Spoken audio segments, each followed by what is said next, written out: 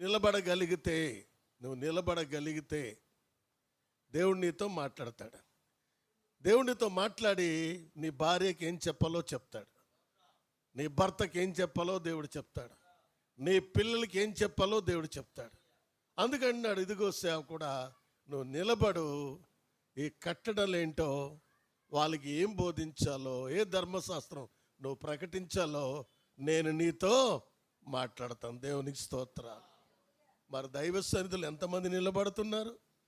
దేవా నాతో మాట్లాడు, నువ్వు నాతో మాట్లాడితే నా బిడ్డలకి నేను బోధిస్తాను, నాతో మాట్లాడితే నా కుటుంబంతో కట్టుకుంటాను, నువ్వు నాతో మాట్లాడితే నా జీవితాన్ని కట్టుకోవడమే కాకుండా ఇతరుల జీవితం కూడా నేను కడతాను అని ఎప్పుడైనా ప్రభు సందులో నిలబడ్డావా? నిలబడిన వాళ్ళు బైబిల్లో కొంతమంది ఉన్నారు, దైవ చిత్తాన్ని చేసిన వాళ్ళు కొంతమంది బైబిల్లో ఉన్నారు. అది మీకు నేను చూపిస్తాను. దేవునికి స్తోత్రం. ఎందుకు ఈ విషయం చెప్తున్నాను తెలుసా అండి? చాలామందికి నిలబడ్డమే చేత కావట్లా. నిలబడు, నువ్వేం చేయాలో దేవుడు చెప్తాడు. దేవునికి స్తోత్రం. ఎహెజ్కేలులో కూడా చెప్పాడు 2వ అధ్యాయములో, ఎహెజ్కేలు నువ్వు చక్కగా నిలబడు, అప్పుడు నేను నీతో. అంటే ఎహెజ్కేలు ప్రవక్త నిలబడలేదంటారా? నరపుత్రుడా, నువ్వు చక్కగా నిలబడు, నేను నీతో. దేవుడు నీతో మాట్లాడాలంటే నువ్వేం చేయాలి? ఏదో నాకు కాదులే అని ఇటువంటి వెళ్ళిపోతే నీతో మాట్లాడు, వెర్రవీగితే మాట్లాడు, పిచ్చి పిచ్చి వేసలేస్తే దేవుడు మాట్లాడు. కానీ నువ్వు భయభక్తితో నిలబడితే దేవుడు నీతో మాట్లాడతాడు. దేవుడు మాట్లాడితే నీ దీవెనలన్నీ మామూలుగా ఉండవు. అందుకే నిలబడ్డం నేర్చుకో ముందు. దేవునికి స్తోత్రం. నిలిచి చూడంటాడు. నిలిచి చూడగలిగితే దేవుడు నీతో మాట్లాడతాడు. దేవునికి స్తోత్రం. అప్పుడప్పుడు యేసయ్య వెళ్ళిపోతూ ఉంటాడు. దావీదు కుమారుడా నన్ను కరుణించమన్నాడు. ఎవడు? గుడ్డివాడు. దేవుడు ఆగిపోయాడా లేదా? యేసు నిలచి అని ఉంటుంది. దేవునికి స్తోత్రం. దావీదు కుమారుడైన యేసు నన్ను కరుణింపు అనగానే వెళ్ళిపోతున్న యేసయ్య ఆగిపోయాడు. స్తోత్రం. మరి దేవుడే ఆగితే, సృష్టికర్తే నిలబడితే నువ్వు వినవా? నువ్వు నిలబడవా? నువ్వు నిలబడితే దేవుడు నీతో మాట్లాడతాడు. మాట్లాడి నీ కుటుంబం ఎలా కట్టుకోవాలో చెప్తాడు, నీకు బోధిస్తాడు. ఆ మాట మరోసారి చదవం. ద్వితోపదేశకాండం 31. అది అర్థం చేసుకోండి ఆ మాటల్ని. అయితే నువ్వు ఇక్కడ బాగా అర్థం చేసుకొని, నీవు ఇక్కడ నా యొద్ద నిలిచి ఉండు, నీవు వారికి, చూడు, ఇశ్రాయేలు ప్రజలకి బోధించవలసిన ధర్మమంతటిని, అనగా కట్టడలను విధులను నేను నీతో. స్తోత్రం. అంటే అక్కడ ఇశ్రాయేలు ప్రజలతో ఏం మాట్లాడాలో మోషే నీతో నేను చెప్తాను, నీకు నేను నేర్పుతాను, ఇది నా ప్రజలతో నీవు మాట్లాడమని చెప్పాడు. ఇంటి యజమానుడుగా ఎంతసేపు ప్రభు సందులు నిలబడగలుగుతున్నావు? ఇంటి యజమానురాలుగా ఎంతసేపు ప్రభు సందులు కనిపెట్టగలుగుతున్నావు? నువ్వు కనిపెట్టగలిగితే, నిలబడగలిగితే ఎలా నీ కుటుంబం కట్టుకోవాలో దేవుడు నీకు నేర్పుతాడు. అది దాని అర్థం. అక్కడేమో మోసతో చెప్పాడు, ఇక్కడేమో నీతో నాతో మాట్లాడుతున్నాడు. దేవుని స్తోత్ర. నేను నేర్చుకుంటేనే మీకు చెప్పగలను. ఆ కట్టడలను నేను జీవించగలిగితేనే నేను బోధించగలను. అందుకనే కట్టడలేంటో, విధులేంటో, పరిస్థితులన్నీ ఏమిటో నేను నీతో చెప్తాను. అందుకు నువ్వు ఇప్పుడు ఏం చేయాలి? ఇక్కడ నిలబడు. స్తోత్రం. ఎక్కడ నిలబడాలి? యేసయ్య ఎదుట. స్తోత్రం. ఎక్కడ నిలబడాలి? 40వ కీర్తన 1వ వచనం చదవండి. ఎక్కడ నిలబడాలి? త్వరగా చదవాలి. అమ్మ కనిపెట్టుచున్నాను.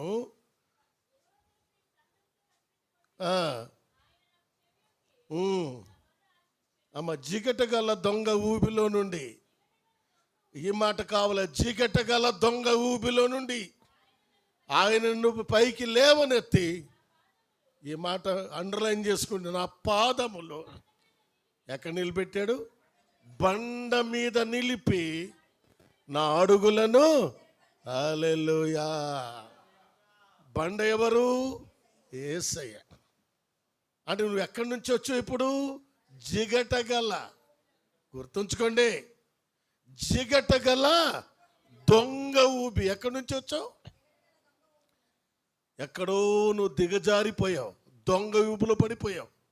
ఆ జిగట నిన్ను అంటుకుంది, నిన్ను పాడు చేసింది. కానీ అందులో నుండి దేవుడు తీసుకొచ్చాడు. స్తోత్రం. ఆ జిగట గల దొంగ ఊబిలో నుండి ఏం చేశాడట? ఆయన నన్ను పైకి లెత్తెను, నా పాదములు బండ మీద నిలిపి. స్తోత్రం. బాబా, నా పాదములు ఎక్కడ నిలబెట్టాడు చెప్పండి? బండ మీద నిలిపి ఆయన నా అడుగులను. నువ్వు స్థిరంగా ఉంటే దేవుడు నీతో మాట్లాడతాడు. కొంతమందికి స్థిరం ఉండదు, అస్థిరమైన మనసు. రాత్రి ఒకలాగా ఉంటారు, పగలు ఒకలాగా ఉంటారు, 3 గంటలకు ఒకటి, 2 గంటలకు ఒక టైంలో ఉంటారు. ఎందుకు మానవులు అలా మారిపోతారో తెలియదు. అందుకే ఏమన్నా స్థిరమైన మనసు నూతనంగా పుట్టించి అంటాడు దావీదు. స్తోత్రం. స్థిరమైన మనసు ఏం చేయాలి? నూతనంగా. ఈ స్థిరమైన వాళ్ళు బండ మీద నిలబడతారు. స్తోత్రం. ఆ బండ ఎవరు? అందరూ ఒకే బండలోనిది తాగిరి, ఆ బండ క్రీస్తే. చూడండి, కొరింథీ 10:4, 1 కొరింథీ 10:4. ఆ బండ ఎవరు? బండ గురించి మీకు చెప్తాను నేను. చూడండి, బండ మీద నిలబడపోతే నీకు అన్నీ అర్థం కావు. చదవండి, 1 కొరింథీ 10:4. అందరూ చూడు, ఆత్మ సంబంధమైన ఒకే పానీయమును పానము చేసిరి, తమ వెంబడించిన ఆత్మ సంబంధమైన బండలోనిది. హల్లెలూయా. అంటే ఆ బండే క్రీస్తు. స్తోత్రం. అంటే ఇప్పుడు నువ్వు ఎక్కడ నిలబడాలి? బండ మీద నిలబడాలి. మన బండ ఎవరు? యేసయ్య. నీ పాదాలు ఎక్కడ నిలబడి ఉండాలి? బండ మీద. అందుకే ఆయన మన బండ, మన కొండ, మన అండ ఆయనే. స్తోత్రం. ఆ బండ మీద నువ్వు నిలబడితే దేవుడు నీతో మాట్లాడతాడు. నీ భార్యతో నువ్వు ఏం చెప్పావో మాట్లాడతాడు. నీ బిడ్డలకి ఏం బోధించాలో మాట్లాడతాడు. నువ్వు ఎలా జీవించాలో మాట్లాడతాడు. నువ్వు నిలబడవు, స్థిరం లేదు, అస్థిరమైన వ్యక్తివి. దేవుడు నీతో ఏం మాట్లాడతాడు? అందుకు దేవుడు అన్నాడు, ఇక్కడ నా యొద్ద నువ్వు నిలబడు, నేను నీతో మాట్లాడతాను.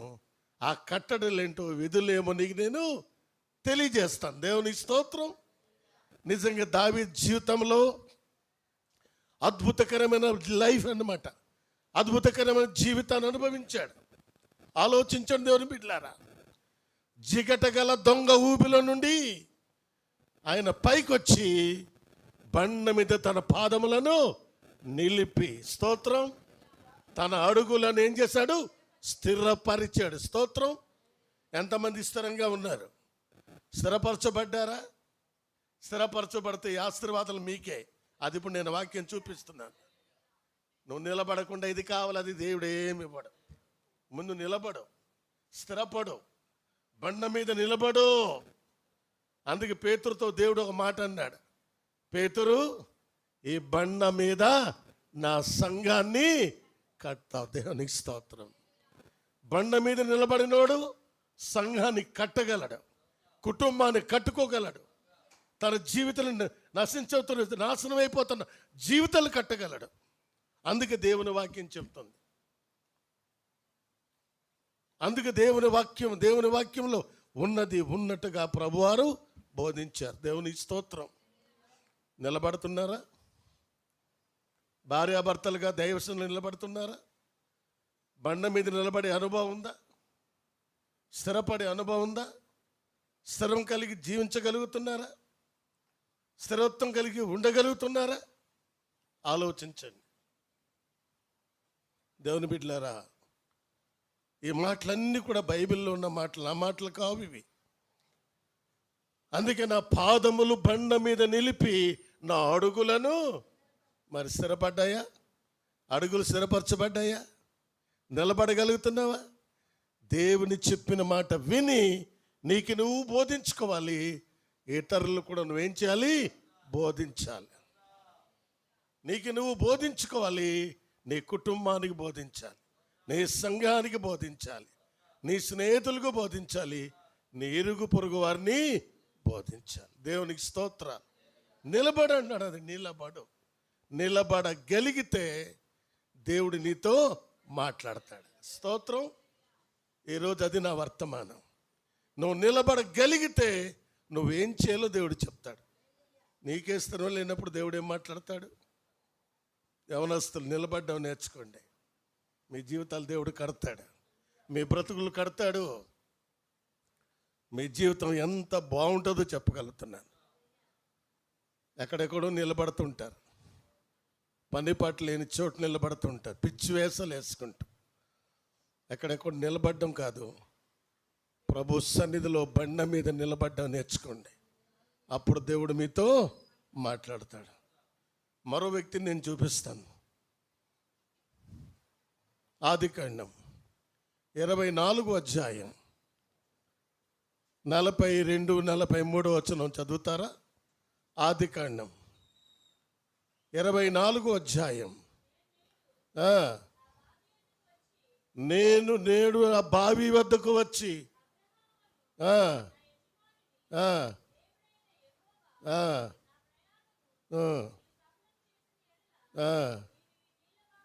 ఈ నీళ్ళ బావి వద్ద. ఆమేన్, హల్లెలూయా. ఇతను ఎవరో తెలుసా? అబ్రాహాము పెద్ద దాసుడైన ఎలియాజరు. స్తోత్రం. అబ్రాహాంకు ఒక్కడే కొడుకు, ఆయన పేరు ఇస్సాకు. సంబంధం చూడడానికి వెళ్ళిపోయాడు. అయ్యా, ఇరుగు పొరుగు వాళ్ళు ఇక్కడ ఉన్న వాళ్ళు మా వద్దండి, మా స్వదేశానికి వెళ్ళయ్యా, అక్కడ ఒక అమ్మాయిని తీసుకురా, పెళ్లి చేస్తాను, నా కోడలు రావాలి అని చెప్తాడు. ఎలియాజరు బయలుదేరి ప్రయాణమై వెళ్తాడు. వెళ్ళి ఎక్కడ నిలబడ్డాడు? నీళ్ళ బావి. హల్లెలూయా. చెప్పండి, ఎక్కడ నిలబడ్డాడు? సందర్భాలు గుర్తు చేసుకోండి. ఎక్కడ నిలబడ్డాడు? నీళ్ళ బావి. స్తోత్రం. నీళ్ళు దేవుని వాక్యం, యేసు ప్రభు వారికి సాదృశ్యం. నీళ్ళ బావి వద్ద నిలబడ్డాడు కాబట్టి ఎలియాజరుతో దేవుడు మాట్లాడాడు. స్తోత్రం. రిబుక రానే వచ్చింది, కడవతో నీళ్లు ముంచి ఆయనకి పోసింది. ఆయనకి పోయడమే కాదు, తన ఒంటెలు కూడా పోసింది. స్తోత్రం. ఇది దేవుని చిత్తం. ఎలియాజరు నీటి బావి దగ్గర నిలబడ్డాడు. మరి నువ్వు ఎక్కడ నిలబడుతున్నావు? ఆలోచించండి. ఆ నీళ్ళ బావి ప్రభు అయిన యేసుకు సాదృశ్యం. ఆయనే జీవజల నది, జీవజలపు ఊట. ఆ జీవజల నది దగ్గర ఎలియాజర్ నిలబడ్డాడు. అప్పుడు దేవుడు ఎలియాజర్తో మాట్లాడడం ప్రారంభించాడు. దేవునికి స్తోత్రాలు. ఎలియాజరు, అబ్రాహాం పంపించితే నువ్వు వచ్చావు కదా, ఇదిగో అబ్రాహాంకి కావలసిన కోడలు, ఇస్సాకు కావలసిన భార్య. స్తోత్రం. ఎలియాజర్ నిలబడ్డాడు కాబట్టి దేవుడు తనతో మాట్లాడు. మరి నువ్వు ఎక్కడ నిలబడుతున్నావు? మోకరించగలుగుతున్నావా? నిలబడగలుగుతున్నావా? దేవుడు ఏం మాట్లాడతాడో వినగలుగుతున్నావా? నిలబడు అంతే. నువ్వు నిలబడగలిగితే దేవుడు నీతో మాట్లాడి చెప్తాడు. స్తోత్రం. అందుకు నీ పిల్లలకి ఎలా పెళ్లి చేయాలో చెప్తాడు, నీ కుటుంబాన్ని ఎలా కట్టుకోవాలో చెప్తాడు, నీ కుటుంబాన్ని నీ బిడ్డల్ని రైట్ చేయాలో చెప్తాడు. నువ్వు నిలబడ ముందు. స్తోత్రం. ఎలా నిలబడాలి? బండ మీద. చెప్పండి. జిగటగల దొంగ ఊబిలో నుండి ఆయన ఏం చేసి నేను లేవనెత్తి ఎక్కడ పెట్టాడట? ఎత్తైన బండ మీద నీ పాదములు నిలిపి. దేవునికి స్తోత్రం. ఎప్పుడైతే ఆ బండ మీద నువ్వు నిలబడతావో ఆ బండ ప్రభు అయిన క్రీస్తు. దేవునికి స్తోత్రం. అందరూ ఒకే పానీయము చేసిరి, అందరు ఆత్మ సంబంధమైన ఒక బండలోనిది త్రాగిరి. ఆ బండ క్రీస్తే. స్తోత్రం. ఆ బండ దగ్గర నువ్వు నిలబడితే దేవుడు నీతో మాట్లాడతాడు. నువ్వేం చేయాలో చెప్తాడు. నీ కుటుంబాన్ని ఎలా కట్టుకోవాలో చెప్తాడు. ఆత్మీయంగా నువ్వు ఎలా జీవించాలో చెప్తాడు. నీకే స్థిరం లేదు, నీకు అస్థిరమైన మనసుతో, భయం లేదు, భక్తి లేదు. దైవం అంటే భయం లేదు. మరి దేవుడు ఎలా మాట్లాడతాడండి? ఆ రోజు దేవుడు అబ్రాహాముతో మాట్లాడాడు, ఇస్సాకుతో మాట్లాడాడు, యాకోబుతో మాట్లాడాడు. స్తోత్రం. మాట్లాడలేదా? యాకోబు ఇలా పడుకుంటే కల వచ్చింది. ఆకాశానికి భూమికి ఏమొచ్చింది? నిచ్చెన. స్తోత్రం. వాళ్ళు నిలబడగలిగారు కాబట్టి దైవ దర్శనాలు వచ్చాయి. నువ్వు నిలబడగలుగుతున్నావా? ఆ బండ మీద నిలబడే అనుభవం నీకు ఉండాలి. ఆ బండ మీద నిలిచే అనుభవం నీకు ఉండాలి. ఉంటే దేవుడు నీతో మాట్లాడతాడు. దేవుడు నేను దర్శిస్తాడు, ఏం చేయాలో చెప్తాడు. స్తోత్రం. గత 43 సంవత్సరాలుగా ఆ బండ మీద నిలబడ్డాను కాబట్టి ఇప్పుడు దాకా బతికి బట్ట కట్టి ఉన్నాను. మీరు చూశారు, మన కొండల్లో, లోయల్లో, అడవిలో వెళ్ళాము. కొన్ని వందల మంది రక్షణ పొందుకున్నారు, వందల మంది సేవకులు అయిపోయారు, ఎంతో చక్కటి మందిరాలు కట్టుకున్నారు, హాయిగా వాళ్ళు బ్రతుకుతున్నారు. స్తోత్రం. వారు నా మాట విన్నారు, చెప్పింది విన్నారు, బండ మీద నిలబడ్డారు, వారి జీవితాల్లో కట్టుకున్నలో నేర్చుకున్నారు. వారి స్థితిగతులన్నీ మారిపోయింది. దేవునికి స్తోత్రం. అందుకే ఎలియాజరు, అమ్మ మాట మరోసారి చదువు, 43 చదువమ్మా. ఈ మాట అండర్లైన్ చేసుకుని, నేను ఈ నీళ్ళ బావి వద్ద నిలిచి ఉండగా నీళ్ళు చేదుకున్నటకు వచ్చిన చిన్నదానితో నీవు దయచేసి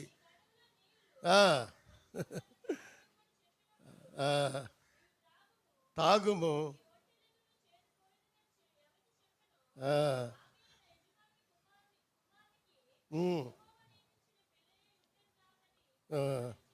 ఆమేన్. హల్లెలూయా. ఎలియాజరు నీళ్ళ దగ్గర నిలబడ్డాడు కాబట్టి ఆమె కనబడింది. స్తోత్రం. రిబకా చేతిలో కడవ ఉంది కదా, ఎలియాజరు నిలబడి దగ్గర బావి ఉంది, కానీ చేదుకోవడం లేదు. అమ్మా తీసిపోస్తూ ఉంది. ఎంత చక్కటి అనుభవం అండి. నిలబడండి, స్థిరంగా ఉండండి. ఆ నిలబడగలిగితే దేవుడు నీతో మాట్లాడతాడు. స్తోత్రం. ఇంకో ఆమె ఉంది, మీకు తెలుసు కదా. ఆమె ఎవరు? న్యూ టెస్టమెంట్లో చెప్పండి, ఎవరైనా చెప్పగలరా? ఎవరు? సమరయ స్త్రీ. అవును కదా. సుకారాన్ని బావి యొద్ద నీళ్ళు తోడుకోవడానికి వచ్చింది. అక్కడ ఎవరు వచ్చారు? యేసయ్య వచ్చాడు. దేవునికి స్తోత్రం. నీళ్ళు చేదుకోవడానికి వెళ్ళి కొద్ది నీళ్ళు అడిగాడు. చేదుకోవడానికి ఏమీ లేదు అన్నది. నువ్వు ఇచ్చే నీళ్ళు తాగితే దాహం వేస్తుందమ్మా, నేను ఇచ్చే నీళ్ళు తాగితే ఎన్నటికీ దప్పికేయదు. దేవుని స్తోత్రం. అప్పుడు అంది, ఆ నీళ్ళు నాకు ప్రసాదించు. స్తోత్రం.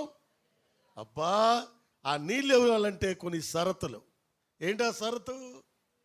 నీకున్న నీ భర్తని, నాకు భర్త లేరే, మరి ఉన్న ఈ లేరు ఐదుగురు నా భర్తలు కారు అంటే ఊరు మీద తిరుగుతుందన్నమాట. పెళ్లి పడాకులు లేకుండా తిరుగుతూ ఉందన్నమాట. ప్రభు అన్నాడు, నువ్వు నిజమే చెప్పితేవి. దేవుని స్తోత్రం. వెంటనే ఆమె కుండ విడిచిపెట్టింది. ఆ నీళ్లు నాకు ప్రసాదించు. ఎప్పుడైతే పాపం వదులుకుంది, విడిచిపెట్టిందో, ఆ నీళ్లు దేవుడు ఆమెకిచ్చాడు. అది జుర్రుకొని తాగుతూ ఊరిలోకి పరిగెట్టింది. దేవుని స్తోత్రం. ఆ జీవజల నది యేసయ్యే.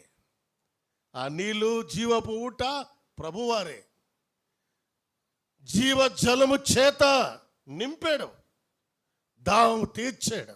స్తోత్రం. బావి వద్ద నిలబడి ఉన్న సమరయ స్త్రీ జీవితాన్ని మార్చి ఆమెతో మాట్లాడాడు. స్తోత్రం. ఎన్ని గంటలు మాట్లాడాడు చెప్పగలరా? 3 గంటలు. 12 గంటల నుంచి 3 గంటల వరకు దేవుడు ఎక్కడా? సుకారాను అనే బావి యొద్ద. స్తోత్రం. బావి ప్రభు అయిన యేసుకు సాదృశ్యం, నీళ్లు యేసయ్యకి సాదృశ్యం. ఆ జీవజల నది అయిన యేసు ఆమె దాహమును తీర్చాడు. దేవుని స్తోత్రం. ఆమె అంటే అది నువ్వు ప్రవక్త అని గ్రహిస్తున్నాను. స్తోత్రం. ఆ బావి దగ్గర నిలబడి అనుభవం మనకు ఉండగలిగితే బావి వద్ద నిలబడ్డానికి వస్తాడు దేవుడు. స్తోత్రం. సమరయ స్త్రీ నీళ్ళకి వస్తుందని తెలుసు. మిట్ట మధ్యాహ్నం 12 గంటలకు వచ్చాడు యేసయ్య. ఆమెతో మాట్లాడడం ప్రారంభించాడు. 12 నుంచి 3 గంటల వరకు మాట్లాడుతూనే ఉన్నాడు. ఆమెతో మాట్లాడితే ప్రభు ఆకలి తీరిపోయింది. దేవుని స్తోత్రం. శిశువులు వెళ్ళిపోయి భోజనం చేస్తున్నారు, ఈయన భోజనం చేయలా. దేవుని బిడ్డలారా గమనించండి. సమరయ స్త్రీ బావి వద్ద నిలబడితే ఆమె రక్షణ పొందింది. ప్రభు దర్శించాడు, మాట్లాడాడు. అనేక మందికి మాదిరైపోయింది. ఆమె వల్ల సమరయ ఊరంతా మారింది. స్తోత్రం. మరి బావి వద్ద నిలబడింది కాబట్టి చేయగలిగింది. మరి మీరెక్కడ నిలబడుతున్నారు? వీధిలోనా, బజార్లోనా, చేపల మార్కెట్లోనా? సరే, ఎక్కడ నిలబడ్డారు చెప్తున్నారా? ఎవరికైనా యేసయ్య గురించి చెప్పగలుగుతున్నారా? నడిపించగలుగుతున్నారా? ఒక్క ఆత్మను సంపాదించగలుగుతున్నారా? దేవుడు మిమ్మల్ని అడుగుతాడు, ఏం చెప్తారు? ఏం చెప్తారు? నేను చెప్పగలను. ప్రభా, ఇన్ని వేల మంది నా ద్వారా రక్షణకు వచ్చారు అయ్యా, సేవకులు అయ్యారు, సంఘాలు కట్టబడ్డాయి, గ్రామాలు దున్నబడ్డాయి నాయన, ఇక నాకు చాలు అనే ఆ శక్తి ప్రభు నాకు ఇచ్చాడు. దేవుని స్తోత్రం. మరి మీరేం చెప్తారు దేవునికి? ఏం చెప్పగలరు? ఒక్క ఫ్యామిలీ కట్టుకోగలరా? ఒక కుటుంబాన్ని నడిపించగలరా? ఒక్క స్నేహితుడిని తీసుకురాగలవా? ఒక్క ఫ్రెండ్ని దేవుని సందులో పరలోక రాజ్యానికి పరిచయం చేయగలవా? ఒక్క సమరయ స్త్రీ వల్ల సమరయ గ్రామంతో మారింది. వాళ్ళందరూ వచ్చారు, యేసు ప్రభువుని ఎత్తుకెళ్ళిపోయారు. దేవునికి స్తోత్రం. ఆ బావి దగ్గర నుంచి ఊరిలో తీసుకెళ్ళి 2 రోజులు అక్కడ ఉంచారు. ఆ ఊరంతా మారిపోయింది. ఒక్క స్త్రీ అంటే బావి వద్ద నిలబడే అనుభవం ఎంత బాగుందండి. స్తోత్రం. బావి దగ్గర ప్రభు వచ్చాడు, ఆ బావి దగ్గర నిలిచింది సమరయ స్త్రీ. దేవుడు అప్పుడు అంటే అది బావి చాలా లోతైనది, లోతైన పాపం, భయంకరమైన వ్యభిచారం, జారత్వం లోకంలో తిరుగుతున్న ఆమెను దేవుడు ఏం చేశాడు? విడుదలిచ్చాడు. తన జీవితాన్ని కట్టాడు. అందుకే ఈరోజు మాదిరి అయిపోయింది. దేవునికి స్తోత్రం. ఆ గ్రామమే మారిపోయిందండి. గ్రామం మారిపోయింది. ఎంత ఆశ్చర్యం చెప్పండి. బావి వద్ద నిలబడిన వారి జీవితాలు చెప్పండి. ఏసుకెళ్ళు, నువ్వు సరిగా నిలబడు. 2:2 మాట ఉంటుంది. నరపుత్రుడా, నువ్వు చక్కగా నిలబడు, నేను నీతో మాట్లాడతాను కదా. ద్వితీయోపదేశకాండం 5:31 మోషే, నీవు ఇక్కడ నా యొద్ద నిలబడు, నేను నీ కట్టడల విధులను మా చేతులు ఎత్తి మిమ్మల్ని ఏం చేస్తున్నావు? ఆశీర్వదిస్తున్నావు. అందుకే సేవకుడు అవసరం. సేవ చేసి సేవకుడు చేతులు ఎత్తితే, ప్రార్థన చేస్తే మీ కుటుంబాలన్నీ ఆశీర్వదించబడతాయి. దాన్ని మీరు లోబడాలి, విధేయత చూపాలి.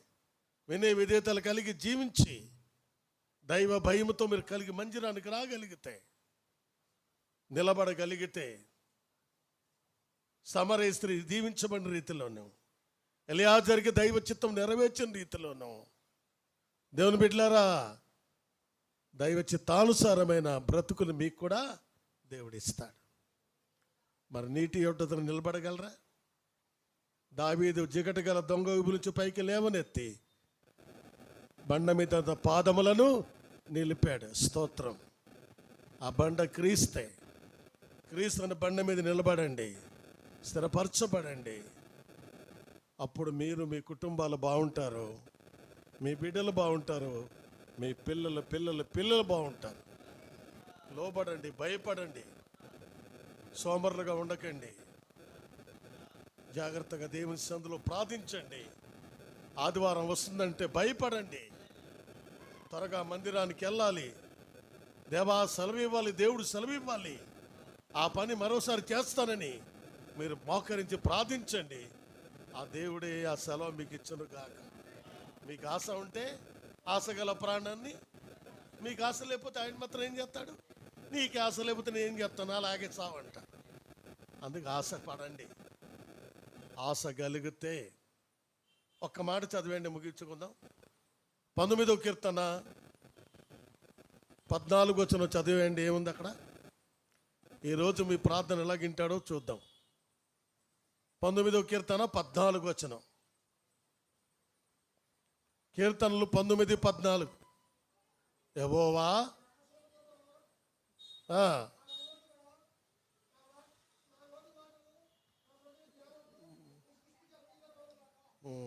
చదువమ్మ జాగ్రత్తగా